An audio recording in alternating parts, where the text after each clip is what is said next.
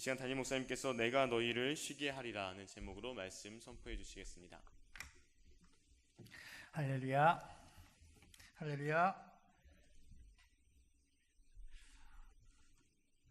우리 교회에 정목순 권사님이라고 하는 분이 계셨지요. 아마 지금도 많이 기억하고 계신 분이 계시겠습니다만은 한 20여 년 정도 전이었던 것 같아요.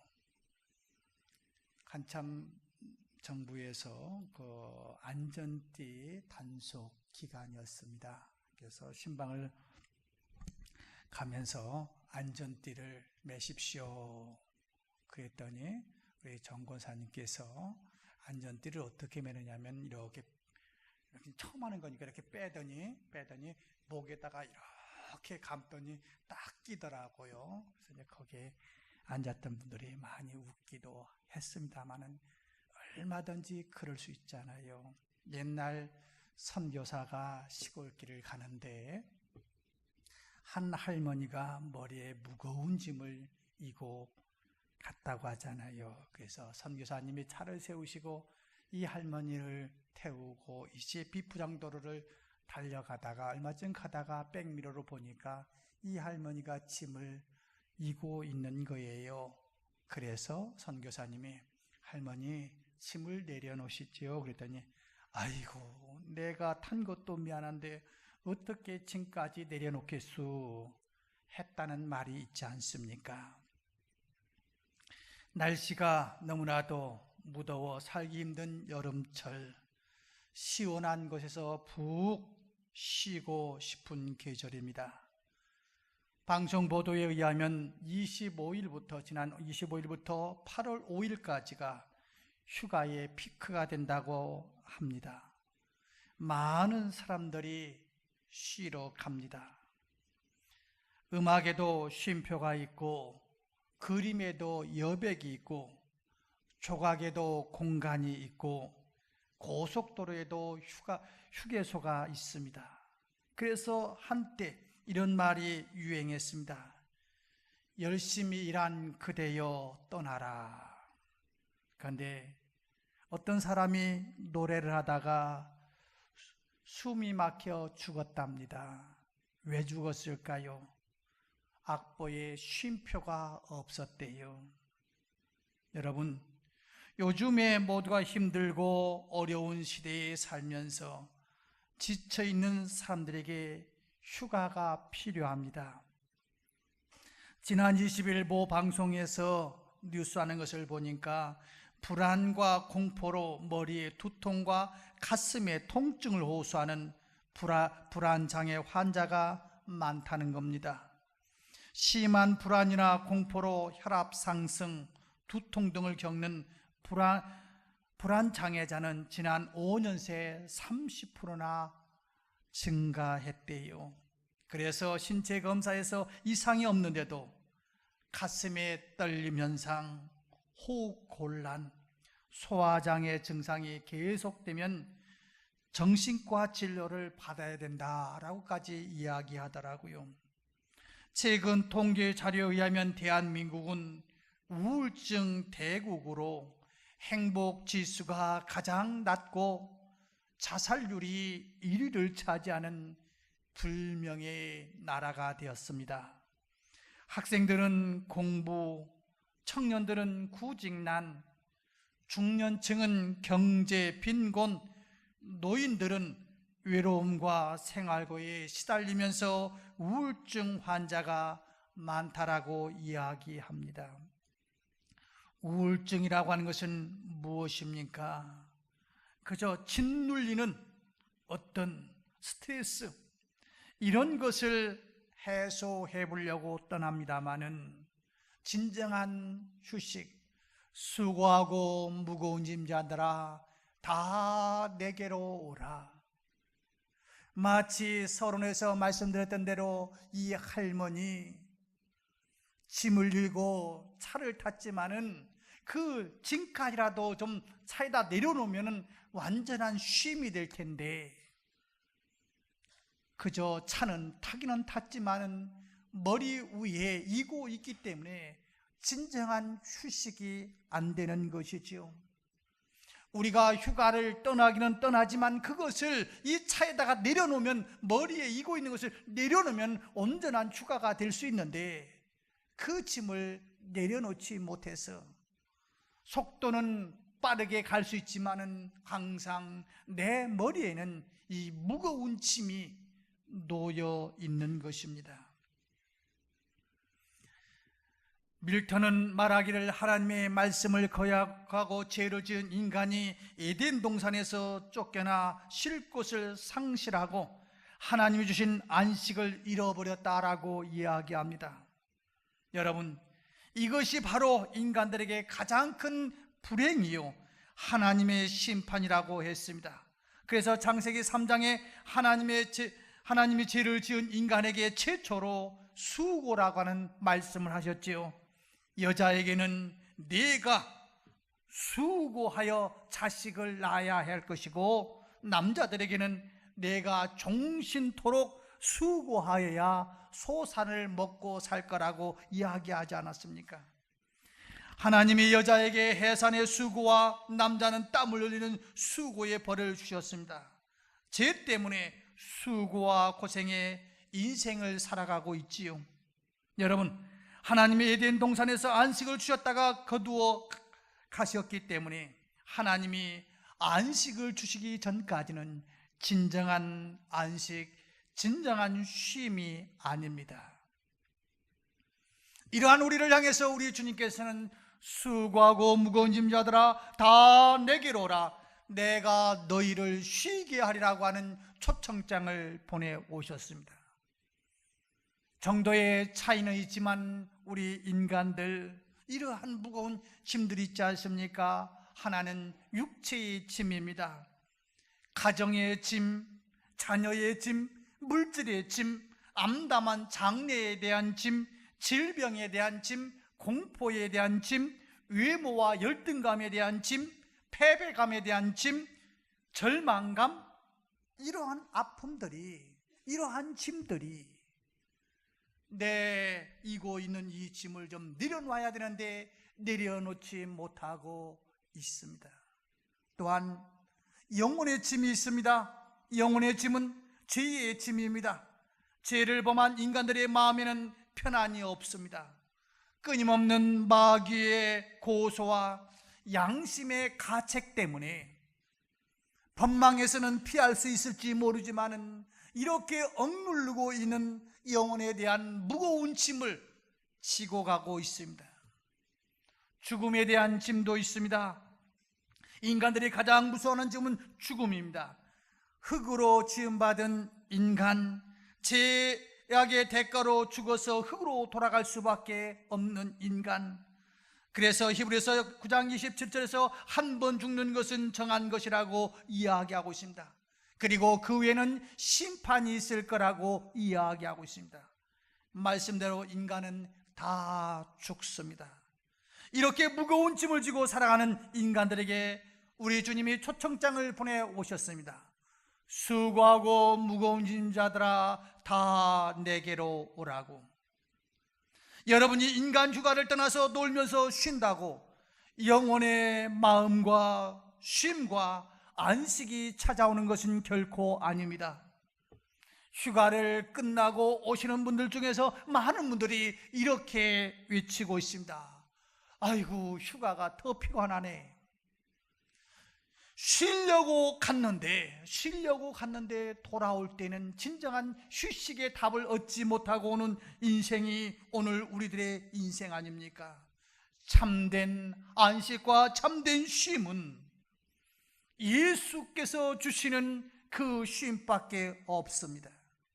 예수님이 인간들의 무거운 죄의 짐과 죽음의 짐을 짊어지고 십자가에 죽으셨고, 그리고 더 중요한 것은 우리 주님께서 나를 만드셨기 때문에 나의 문제를 정확히 알고 계시다는 것입니다. 사람들이 많이 아프면 왜 병원에 갑니까? 또 병원에서도 왜 유명한 의사를 찾습니까? 그 이유는 나의 이 병에 대한 원인을 가장 잘 파악할 수 있는 병원이 소위 말하는 유명한 병원이요, 소위 말하는 유명한 의사이기에 그 병원에 가서 내 병의 원인을 잘 찾아내고 잘 치료받기 원해서 어떤 때는 특진료를 더 내면서까지라도 그 의사를 찾고 있지 않습니까? 그래요. 우리의 진정한 안식을 얻기 원한다면 우리 주님의 초청장, 수고하고 무거운 짐 자들아 다 내게로 오라, 내가 너희를 쉬게 하리라 하는 이 초청장을 들고 가야 합니다. 여러분들 잘 아는 KFC 그 치킨 아시죠? 이 사람이 그 비화에 보면 이런 이야기가 있어요. 65세에 사업이 망해서 이제 정신병을 앓게 됐답니다. 아무리 앞뒤를 찾아봐도 이제 65세나 된 노인이 어떻게 재기할 수 있는 기회가 없어서 이제 비관하면서 목숨을 끊기로 결심하고 집을 나섰습니다. 그때 어디선가 찬송 소리가 들려옵니다. 너 근심 걱정 말아라. 주 너를 지키리. 주 날개 밑에 거하라. 주께서 지키신다고 하는 그 찬송 소리가 들려와요. 그래서 죽으러 나갔던 이 사람이 그 찬송 소리에 한 걸음 한 걸음 가면서 누가 부를까? 가서 보니까 한 늙은 부인이 찬송을 부르고 있습니다. 그 모습을 보는 순간 마음이 뜨거워지기 시작했습니다. 그래서 꿇어앉아 기도했답니다. 하나님, 이곳에서도 하나님이 계시군요. 평생 예수님 없이 돈을 벌려다가 이렇게 저는 되었습니다. 주님을 멀리 떠난 이 죄인을 용서해 주옵소서. 저를 불쌍히 여겨 주옵소서. 이렇게 기도하는 순간 이 사람의 손이 떨리고 통곡이 터져 나왔습니다. 한참 동안 울며 회개의 기도를 하다가 이분은 정신이 맑아졌습니다. 그리고 이제 다시 거기서 죽지 않고 나와서 병원에 가서 의사의 진단을 받아봤더니 정신병이 나았다고 하는 진단이었답니다. 그리고 그는 진실된 크리스찬의 모습으로 신앙생활을 열심히 하는 순간 어느 날 기도하는 중에 닭고기를 튀겨서 팔아라 하는 감동이 오더라는 겁니다. 그 길로 KFC라는 이름으로 포장마차 같은 곳에서 판매를 시작했는데 불티나게 팔리더라는 겁니다. 하나님의 도우심으로 74세가 되던 1964년에 미국과 캐나다에서 600개 이상의 체인점을 얻어 성공했답니다. 그러나 그는 돈보다 예수님을 더 소중히 여기며 가난한 사람들을 돕고 복음을 전하는 선교비로 수익금의 많은 부분을 사용했답니다. 그리고 미국 전역을 다니면서 자기의 삶을 치유하고 회복시키신 살아계신 예수님을 간증하며 살았다는 겁니다. 나는 60 중반에 사업을 망하게 만들었습니다. 그리고 자살하려고 했습니다. 그 내 찬송소리 하나에 제 인생이 바뀌었습니다. 주님께서는 저에게 감동을 주셨습니다. 그리고 주님은 저를 붙잡아 사용하셨습니다. 모두가 다 알잖아요. 우리나라 사람들도 다 알잖아요. KFC 74세 때 다른 사람들은 다 손을 놓고 인생에 이제 정리를 하려고 할 때 그는 엄청난 사업의 성공자가 된 이유가 바로 자살하려고 하는 그 마음에서부터 주님을 찾을 때 주님께서 감동 주셨다라고 이야기합니다. 그렇다면 우리는 어떻게 하여야 진정한 쉼을 얻을 수 있습니까? 오늘 본문 29절에서 이렇게 말합니다. 나는 마음이 온유하고 겸손하니 나의 멍에를 메고 내게 배우라. 그리하면 너의 마음이 쉼을 얻으리니 라고 이야기하고 있습니다. 온유하고 겸손한 마음을 배우래요. 너는 내게 배우라. 배우라. 그냥 되는 게 아니라 배우라는 겁니다. 이 온유하고 겸손한 마음은 예수님의 멍에라고 이야기했습니다. 여기에서 온유는 힘이 없고 연약한 것이 아닙니다. 어쩔 수 없이 비굴하게 행동하는 것이 아닙니다. 이 온유의 진정한 의미, 단어의 뜻은 말이나 소가 길이 잘 들여진 상태입니다. 어떤 말도 어떤 소도 처음부터 주인이 하라고 하는 대로 움직이는 말은 없습니다. 움직이는 손은 없습니다.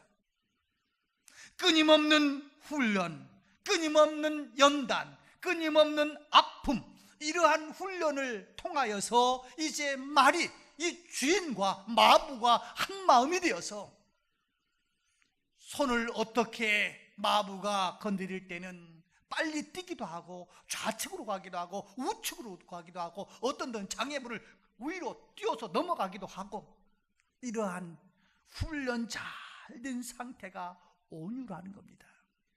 예수님은 온유하신 분이었습니다. 누구에게요? 하나님 앞에서.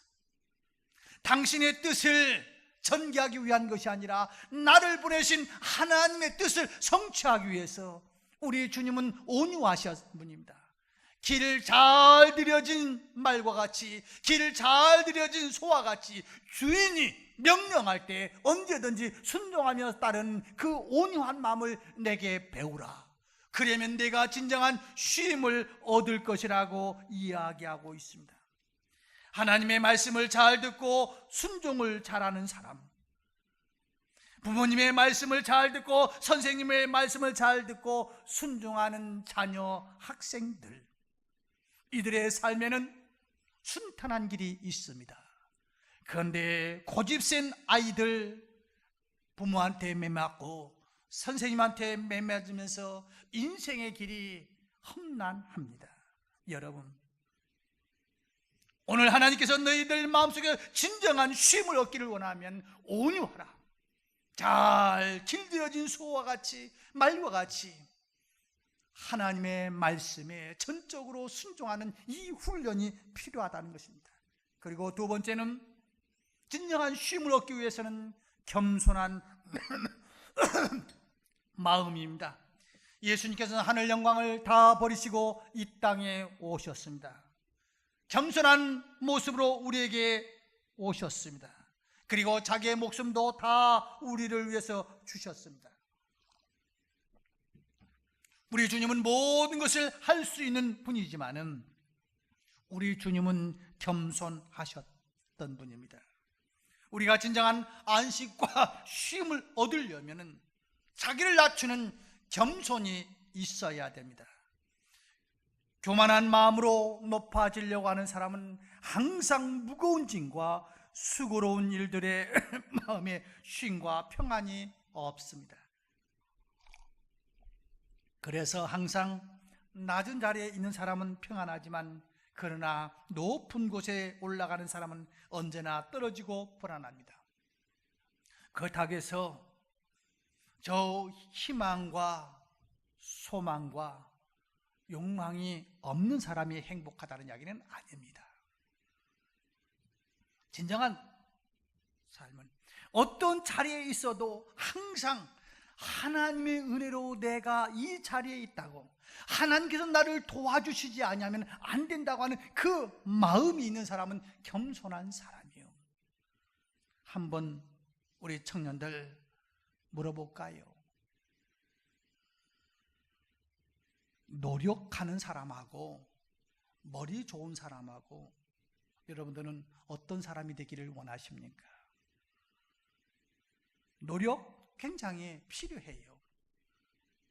그러나 하나님께서 IQ를 한 60 정도로 주시면은 이 사람은 아무리 노력해도 누가 시키는 것은 그냥 머리 안 굴리고 머리가 나쁘니까 잘 따라서는 하지만은 어떤 창조적인 것은 리더는 될 수가 없습니다.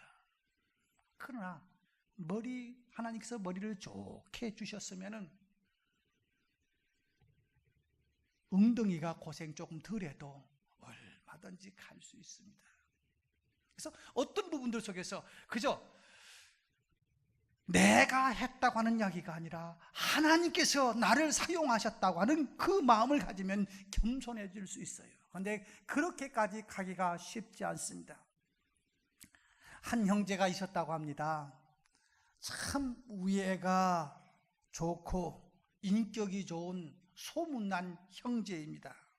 그런데 이 두 형제가 다 신부가 되어서 한 성당에서 이제 신부의 사역을 감당했답니다.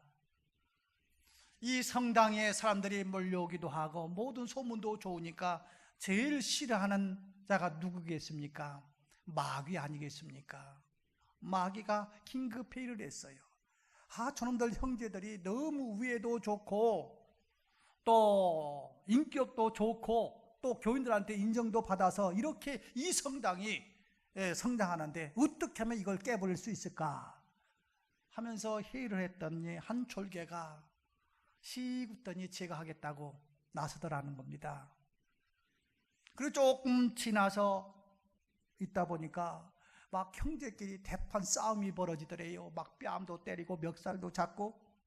그러니까 이 대장 마귀가 졸개한테 야, 너 무슨 짓 했길래 쟤들이 저렇게 싸우냐? 그랬더니 이 졸개가 귓속에다가 이렇게 이야기했대요. 제가 가서요 형한테요 내 동생이 먼저 주교가 된다? 내 동생이 주교가 되려고 지금 정치도 하고 그렇게 될 것 같다고 이야기하고 났더니 금방 그렇게 우애가 좋았던 이 형제가 싸움판이 되더라 하는 겁니다. 여러분, 아마 이건 옛날 만들어낸 건지 뭐 있는 건지는 모르겠습니다만 이것 우리에게 주는 의미가 있지 않습니까? 아마 우리 교회에도 그런 현상이 일어날 수도 있을 거리요. 내가 이 교회에 제일 먼저 다녔고 또 충성한 것도 많았고 등등 뭐 여러 가지가 했는데 새로운 사람 이제 있잖아요. 그런데 어떤 사람이 슬쩍 와갖고 야, 우리 담임 목사가 너 말고 너보다 훨씬 늦게 온 어떤 사람을 장로시키려고 지금 은근히 선거운동하는 것 같더라. 그러면은 아마 상당한 다른 반응이 나올 수도 있을 거리요. 여러분, 이것이 무엇입니까? 우리가 겸손하지 않으면 하나님 앞에서 나를 내려놓지 아니하면은 쉼이 없습니다. 수고하고 무거운 짐자들아 다 내게로 오라. 내게 와서 배우라. 나는 온유하고 겸손하니 내게 와서 너희들이 온유와 겸손을 배워야 진정한 쉼이 있을 거라고 이야기하고 있습니다. 더 나아가서 우리 주님은 멍에를 매야 마음의 쉼을 얻을 거라고 이야기하고 있습니다.